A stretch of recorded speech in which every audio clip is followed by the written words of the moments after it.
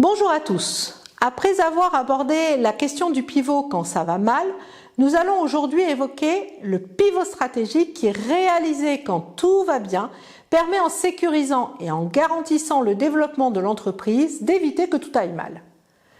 Mais là aussi, il ne s'agit pas de pivoter parce qu'on l'a décidé, mais de pivoter quand on a identifié un lien entre le capital de l'entreprise, c'est-à-dire ses actifs matériels et immatériels, et un besoin de marché. Prenons là encore le cas de Zodiac pour illustrer nos propos.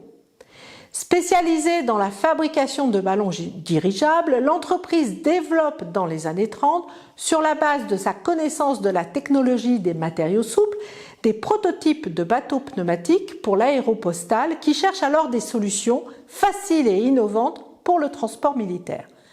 En répondant ainsi à ce besoin, Zodiac saisit une opportunité qui va lui permettre de valoriser ses compétences sur le marché du militaire, dans un premier temps, puis du civil, et de lui assurer le succès que nous lui connaissons. Qui ne connaît pas le Zodiac aujourd'hui? Cet exemple nous montre qu'à l'origine d'un pivot stratégique, il y a généralement un élément déclencheur qui pousse l'entreprise à proposer un nouveau produit, à aller voir ailleurs, à faire différemment.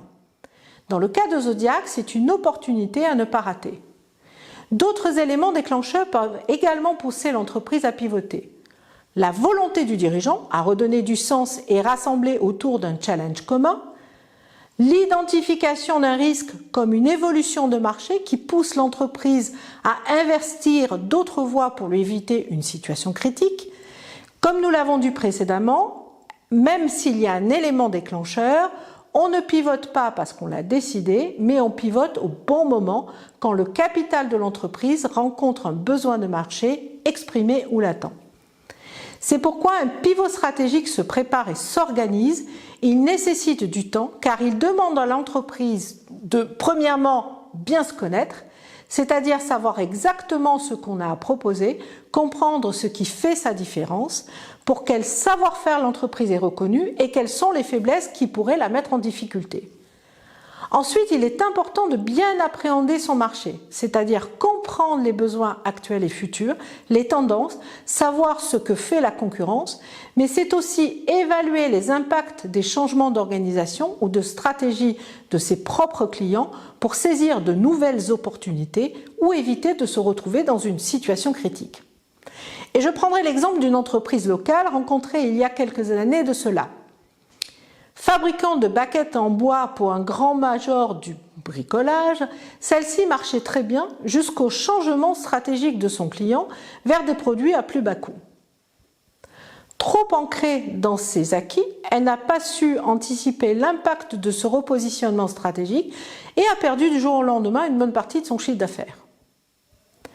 Il faut aussi être à l'écoute des besoins et évolutions d'autres marchés pour comprendre comment le capital de l'entreprise, c'est-à-dire ses actifs matériels et immatériels, tels que les compétences clés du moment, son outil industriel, sa marque, pourrait répondre à ces autres besoins. Ainsi, une entreprise spécialisée dans la conception de produits sécuritaires cadrés par des normes strictes pourrait proposer son expertise à des entreprises dont les exigences sécuritaires et normatives sont équivalentes ou proches. Et enfin, il est important d'être attentif aux tendances de consommation, de comportement, aux nouvelles réglementations, qui peuvent offrir de nouvelles perspectives ou constituer des risques potentiels pour l'entreprise. Et je prendrai 3 exemples pour illustrer mes propos. Ce qui est vrai un jour et qui ne l'est pas toujours. Le cas de la Chine, par exemple, celle-ci, après avoir souffert de la famine dans les années 60, est confrontée aujourd'hui à des problèmes de surpoids et d'obésité de sa population. Ainsi, plus d'un Chinois sur 2 est en surpoids et 100 millions de personnes sont obèses. Ce qui ouvre des opportunités de marché qui n'existaient pas quelques années en arrière. De même que les évolutions actuelles des consommateurs qui se tournent vers des produits plus sains, moins transformés, de saison fait maison et qui favorisent les circuits courts, associés à l'arrivée de nouveaux acteurs comme Yuka ou C'est moi le patron, bousculent le monde de l'industrie alimentaire et de la grande distribution. Elles obligent ces entreprises à se réinventer, mais offrent également des opportunités à de nouveaux acteurs jusque-là inconnus, comme le magasin fermier ouvert récemment à Paris et qui propose plus de 1300 références en circuit court. Ne pas anticiper les tendances de consommation peut être risqué. Prenons un dernier exemple, Gillette, qui n'a pas vu arriver les hipsters et leurs barbes de bûcheron et a perdu plusieurs milliards de dollars en 2019.